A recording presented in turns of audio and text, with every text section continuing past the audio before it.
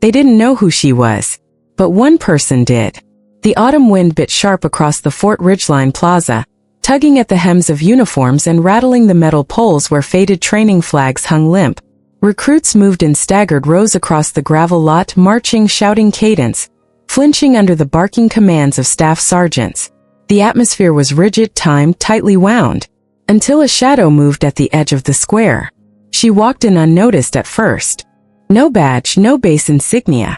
Just a woman in a sun-bleached hoodie, patched cargo pants that had seen a decade of hard use, and a battered backpack swaying behind her like a second spine. She moved like a civilian, head low, gait uneven from what looked like a long walk. Nothing about her said military. A couple recruits near the mess hall glanced her way, shrugged. Another muttered, "Wrong gate, Grandma." Under his breath. No one stopped her. No one except one. At the perimeter of the field, near the rusted bleachers where guests would later gather for a commemorative exercise, stood a senior sergeant. Retired. Nameplate dulled by time. He had come in for the annual ceremony, mostly to be seen, mostly to shake hands and remember who had already passed. When he noticed her, really saw her, his stance shifted. Not her face, not the gait. It was the thing sewn near her collar, barely visible in the sunlight. A faded chevron blackened by age and grime, tucked just above her heart. A stitch so slight it might have been missed. But he didn't miss it. He inhaled sharply. His eyes widened. "Ghost Viper," he whispered aloud, as if saying it might confirm the ghost. "That can't be right." Then he stepped back, boots clicking together. Shoulders squared. Chin lifted. Without a word he saluted. The motion cut the plaza like a gunshot. Cadets turned. Instructors paused mid-sentence. Silence spread unevenly through the field like ink in water. The woman didn't acknowledge it. She just kept walking, slow and unbothered, like someone used to moving unseen. Only the sergeant held his salute, held it firm, because he remembered the symbol, and the stories that went with it, and the cold silence that came with the phrase, operationally redacted. She had vanished 20 years ago. No final orders. No retirement. No commendation. Just gone. And now she was here. The forgotten walked again. "My name is Hannah Brooks." You won't find that name in the deployment logs. Not in any public archive. Not in any base newsletter stacked outside the PX. If it's written anywhere, it's buried in ink too dark to see. I wasn't born into hardship. I came from a quiet house filled with a different kind of silence, the clinical kind. My father worked defense contracts. He knew how to secure a perimeter but couldn't hold a conversation. My mother was absent. Not in the tragic way. Just absent. Her body might have been there, but she never really looked up. That's the environment that taught me to disappear before I even knew what the word meant. I was recruited young. Not through any college program or shiny recruiting station. I was approached by a woman with gray eyes in the hallway of an unremarkable community center, outside Helena, Montana. I was 17. I had just aced a multivector simulation built to profile psychological thresholds under combat stress. I didn't know what it was when I signed up. I just liked puzzles. They watched me solve it in 6 minutes. The woman nodded once. Slipped me a number on a folded card. "Call if you want something real," she said. I called the next day. The training came in fragments, never in one place long enough to form routine. 3 months in a private compound near Flathead Lake, sleeping under tarps, rising before the sun. 2 months in Eastern Europe, where a man with eyes like stones taught me how to reset a dislocated shoulder in the field using a spoon and a stick. For weeks on the Gulf Coast learning to breathe underwater longer than anyone had a right to. No uniforms. No patches. No base. Just a skill set in silence. And then one day it ended. Not with a medal or ceremony. Not even a debrief. Just a plane ticket and a sentence. "You've done enough." I didn't agree. But I didn't argue. I drove to Fort Ridgeline in a rusted-out minivan with a blown left speaker, and duct tape holding the glove box shut. It was early fall. The parking lot smelled like wet gravel and half-dried oil. I parked in a visitor's space. No one stopped me. The gear in the back seat was all mine, pieced together over years. Boots resoled twice, gloves frayed at the knuckles, a sleeping mat with cigarette burns along one edge. My backpack had seen 3 continents and 2 unnamed islands. I packed it with care that morning. No makeup, no rings, no insignia. I signed in at the reception office. They gave me a clipboard and asked what unit had referred me.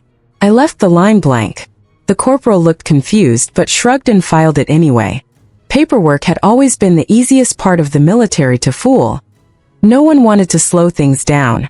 I was assigned a bunk in the south wing, room 3C. The mattress had a spring pushing through it. No pillow. No sheets. I didn't ask. I just set my pack down and folded my hoodie under my head. By morning, word had spread. She came in alone. No branch listed. No file. No unit claim. Whispers moved faster than orders in a place like Fort Ridgeline. At Chow I became new girl. By drills I was charity case. They didn't ask where I came from. They didn't care.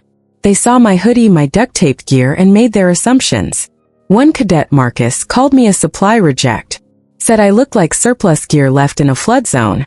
Rena, a sharp-eyed corporal with a cruel smile, tripped me during warm-ups the second day. I hit the gravel hard. Her laugh echoed. Instructors looked away. During a navigation drill, someone took my compass, hid it behind the barracks. That night I slept in full gear, boots laced, knife under my cot. A rumor started that I didn't trust the camp, that I thought someone would come for me. They were half right. I didn't trust anyone here. Not because I feared what they'd do, but because I knew what I could do if they pushed too far. So I kept silent. Let them think I was weak. Let them laugh. But I watched and waited, because the only thing worse than being underestimated is being recognized. The pattern deepened. Not overnight. Not like a switch flipped. It crept in through the cracks of the day. The spaces between drill rotations, the dead air during chow lines, the silences left by instructors who didn't want to intervene. Quiet enough not to be documented, but loud enough to wear you down. They didn't hit me. Nothing like that. They just peeled things away. Little acts of subtraction. My boots, switched with a pair one size too small after I left them outside the latrine. My locker, jammed shut with grease on the latch. My canteen, emptied during hydration checks, then marked as non-compliant. When I requested a replacement, they handed me a plastic bottle with a cracked seal. One night I found my gear scattered across the quad. My blanket missing. The zipper torn from my duffel. I said nothing, but I noted every hand that passed too close to my things. Every glance held too long. Every laugh that waited just half a second too late to sound innocent. The worst wasn't the sabotage. It was the theater. The smirks when I arrived late because someone had changed the posted schedule. The snide remarks about special projects when I corrected an instructor's map grid. The sideways jokes during inspection. Marcus saying I must have done something to earn my slot here. The instructor, Lieutenant Veers, didn't correct him. He just smiled. I carried it. The weight. The accumulation. The quiet calculations behind every insult. But I never broke. I showed up first to formation. Cleaned my gear twice. Volunteered for the overnight perimeter walk. Not because I needed to prove anything, but because I knew the rhythm of this cruelty, how it escalated when you resisted, how it sharpened when you pushed back. So I absorbed it. Let the storm pass. Rena watched me closely during drills. Her eyes had the look of someone used to climbing over others. She moved with efficiency, practice, grace. She wasn't unskilled, just entitled. She tripped me again during a footwork test, this time when we were being timed. I hit the ground hard, rolled, came up in silence. A thin line of blood traced down my forearm. She smiled. "Sorry, Brooks," she said, mocking. "Didn't see you there." I looked at her dead still. Didn't answer. And I saw it then, just a flicker in her eyes, that she was waiting for me to react. Waiting for me to rise to her bait. But I didn't. I walked away. Because I knew something she didn't. That real power isn't in retaliation. It's in restraint. That same night, someone scrawled the words "Ghost Gear" on the underside of my cot in chalk. I erased it with my thumb, slow, methodical. Let them keep their games. My patience was longer than theirs. I never reported the thefts. Never filed complaints. Because I remembered what I'd been told in a bunker outside Karbala. The moment you speak up, they know where you are. Better to remain invisible But invisibility comes at a cost.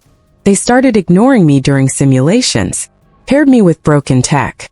One time I was given a headset with a dead mic during a breach drill. When I failed to communicate, they docked me points, called it lack of initiative. Another time my rucksack was packed with 50 pounds more than the others during a 10-mile march. I didn't say a word. I just adjusted my pace and kept walking. My legs burned for 3 days. Still, I finished ahead of 3 cadets who carried nothing. Marcus confronted me in the showers that night. "Who are you trying to impress?" he spat. "You think you're better than us?" I didn't answer. Didn't even look at him, because he wasn't asking a question. He was broadcasting fear disguised as dominance. The silence between us stretched too long. He backed down. The next day, someone slashed the straps of my backup rig. I stitched them back together. Took me until dawn. But I didn't throw them away. Because I had learned long ago, at a compound in Bulgaria where frost clung to the windows like skin, that damage could be repurposed. That sometimes the broken held better than the new.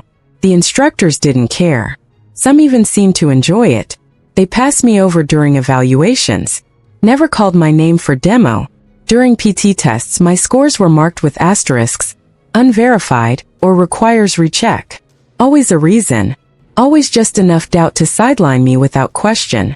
But I kept showing up. Quiet. Consistent. Watching. That's what unnerved them most. I never reacted. Never fought back. Just existed like a shadow they couldn't erase. They talked about me at night, thinking I couldn't hear them. Said I probably had nowhere else to go. That the base was charity. A halfway house for burnouts. That I probably had a dishonorable under a sealed record. I let them think it. Let them build their fiction. Because there's a moment in every long game, every strategy, where the ones who believe they're in control stop looking behind them. And when that happens, you wait. And then you move. They say no one watches the watchers. But sometimes the quiet ones do. Private Caleb Jameson was small for his age, with glasses that slid down the bridge of his nose and boots that still creaked from new leather. Logistics track. Not combat. He handled inventory, requisition forms, drone maintenance. No one paid him much attention, which made him dangerous in his own way. He noticed things. He noticed how I moved during drills, never first, never last. Always just behind the curve like someone riding the edges of detection. He noticed how I handled weapons even when they were faulty. One day during marksmanship challenge, my rifle sight had a spider crack dead center. Still, 5 shots in, my grouping was tighter than anyone else's. He watched the way I corrected a med trainee's bandage during simulation. A twist of gauze and a single knot that stabilized a shoulder without wasting pressure. He never said anything. Not at first. But I caught him watching. He didn't look away when I saw him. Just adjusted his glasses and kept working. 2 mornings later, my sling, the one with the frayed strap I'd been rewrapping nightly, was replaced. Same model. Same wear pattern. But this one held firm. The stitching told me it was hand-repaired. No note. No explanation. Only a quiet mutter as he passed in the hallway. "I saw what you did." I didn't answer. Didn't need to. After that, Jameson kept closer. Not in the way others clung to status, to favor. He just noticed. And remembered. One afternoon during storm prep, he handed me a dry pack. "Forecast's rough," he said simply. Another time, when Rena switched out my kit before inspection, he returned it an hour later. Cleaned. Polished. He never admitted how he got it back. Didn't need to. It was enough that someone saw. Because when you've been invisible long enough, even a nod feels like a lifeline. I didn't return the favor with words. But during an emergency evac simulation, when cadets scrambled under sirens and smoke, I saw Jameson drop his inventory tablet in the mud. Panic in his eyes. He was about to leave it behind. I scooped it on the way past, slipped it back into his pack at the rally point. Didn't say a word. The bond formed in those moments wasn't spoken. It didn't need language. Only awareness. Recognition without fanfare. Respect without explanation. Jameson began to notice more. Not just about me but about the others. The way Rena smirked just before sabotage. The way Marcus always stepped one beat behind command, gauging the room before moving.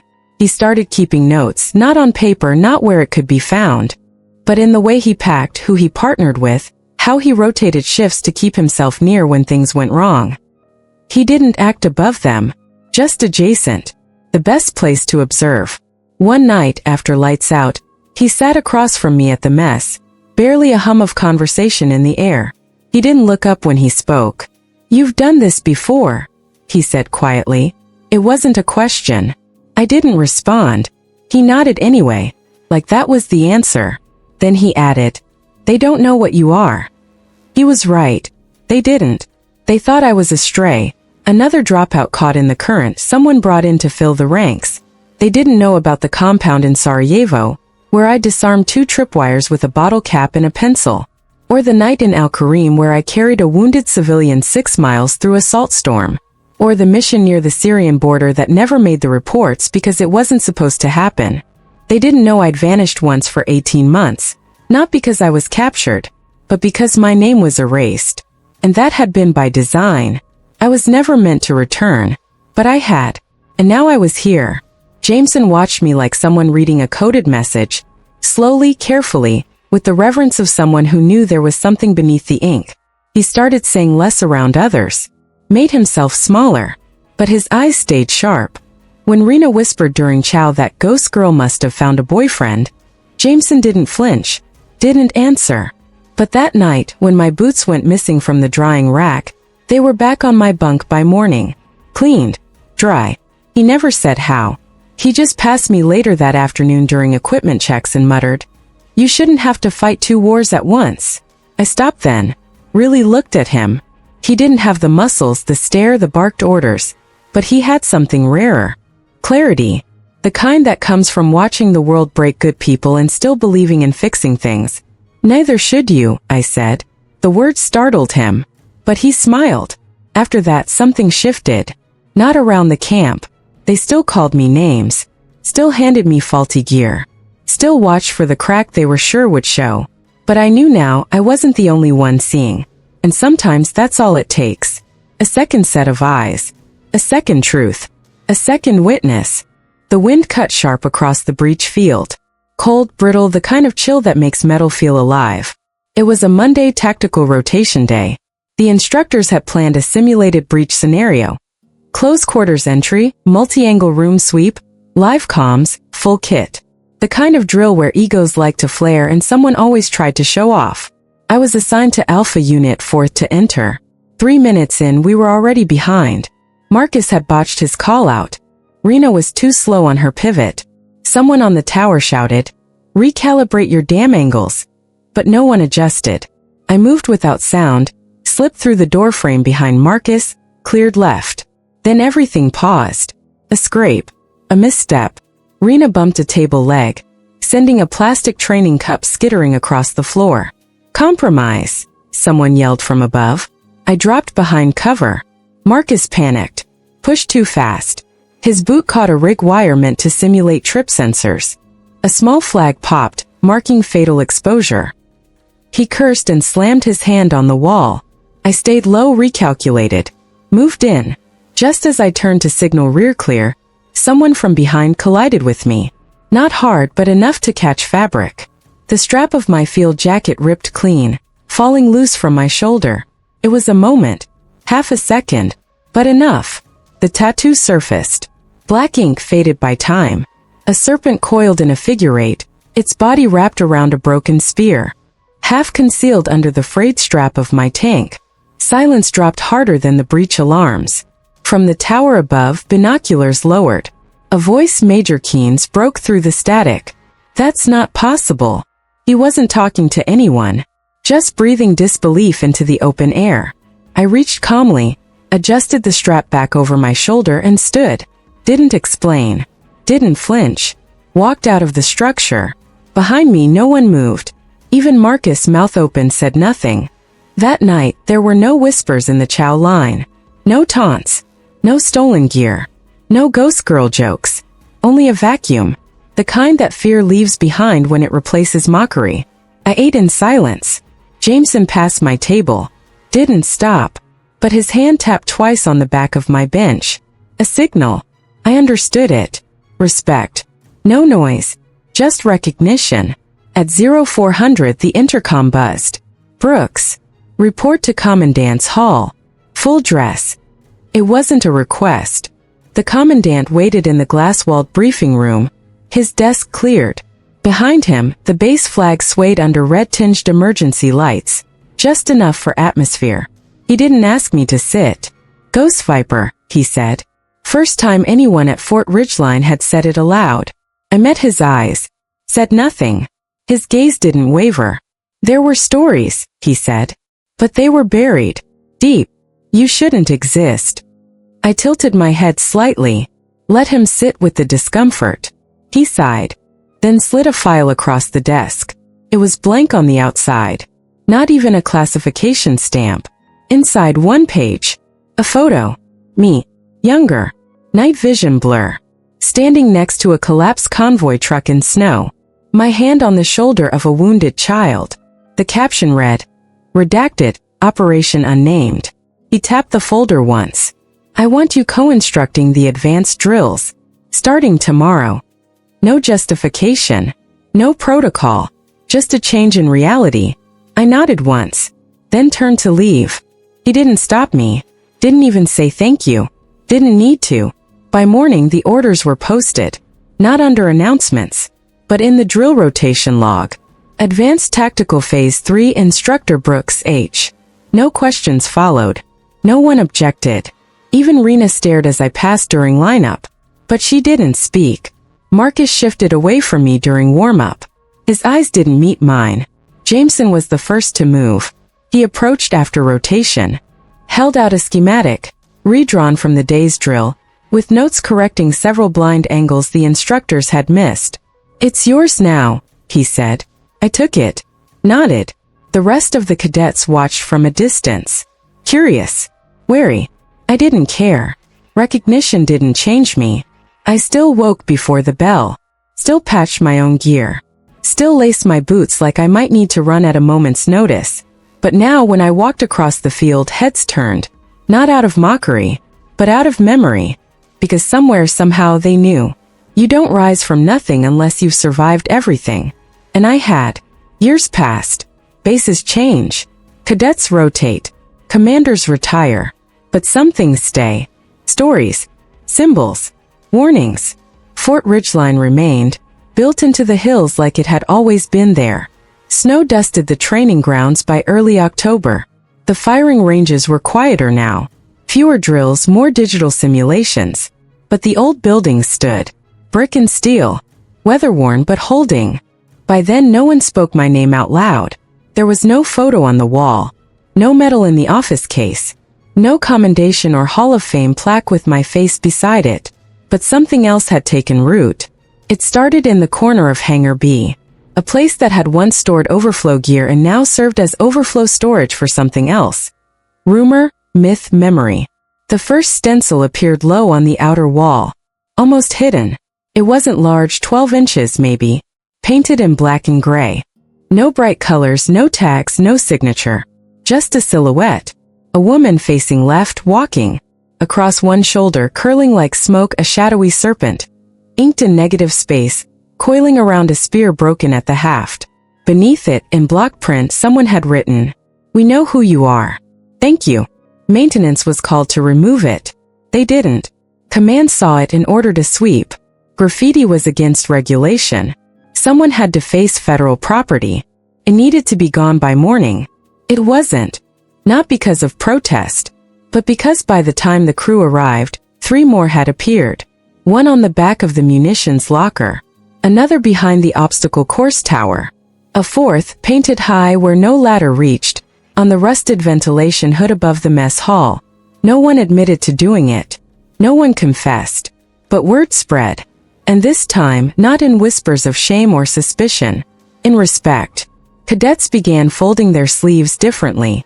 A few wore gray chevron patches stitched discreetly into their bags. None of them spoke of me directly. But I watched from the edges. From the quiet places. From the world I had always moved through, unseen but aware. One morning I returned to the base. Not through the front, not during ceremony. Just passing through, unofficial. No uniform. No title. I stood beneath the hangar wall. where the first stencil had once been. It had been painted over. But faintly, beneath the dull beige, its outline still remained. And next to it newer now sharper. Walk quiet. Stand hard. That wasn't mine. But it was close. Inside the hangar, a group of recruits sat in formation. Their instructor paced with a steady cadence, barking movement drills. I could hear his voice from where I stood. Firm. Focused. Then a pause. "Who here can tell me the story of the Phantom Cadre?" he asked. A few hands.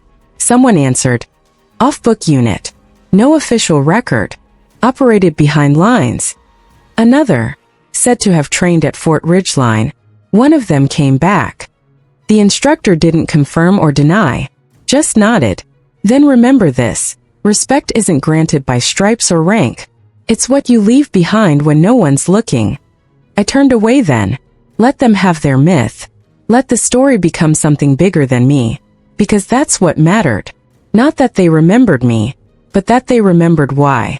Back near the perimeter fence, I passed the old bench outside the field office.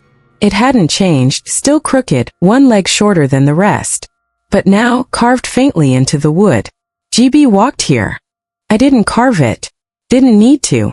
I just paused, let my fingers trace the grooves. Then I kept walking. A new generation was coming through now, faster, sharper, born into a different war, different fears. But they still passed through the same gravel. Still sweated under the same sun. And some of them silently walked with more discipline. More patience. More calm. Because of a story. Because someone had come before and left something unspoken behind. That's legacy. Not noise. Not applause. But echo. Service doesn't always come with medals or parades. Sometimes it walks quietly, eats alone, and teaches without saying a word. Sometimes it wears a stitched chevron under layers of dust. Sometimes it sleeps with boots laced because old habits die slower than scars. I didn't ask for recognition. I didn't return for tribute, or correction or apology. I came back to remember, to see if what I gave could still mean something. And I saw enough. One salute. One stencil. One whisper passed between cadets beneath floodlights. She never left. That was enough. Because this isn't a story about me. It's about the ones who stay upright in a world that keeps asking them to kneel. The ones who carry silence the way others carry flags. Who endure not for glory, but because endurance is its own form of faith. If you ever walk past a shadow on a hangar wall, a woman with a serpent's tail on her shoulder, you don't need to know her name. Just nod. Not forgotten. Never forgotten.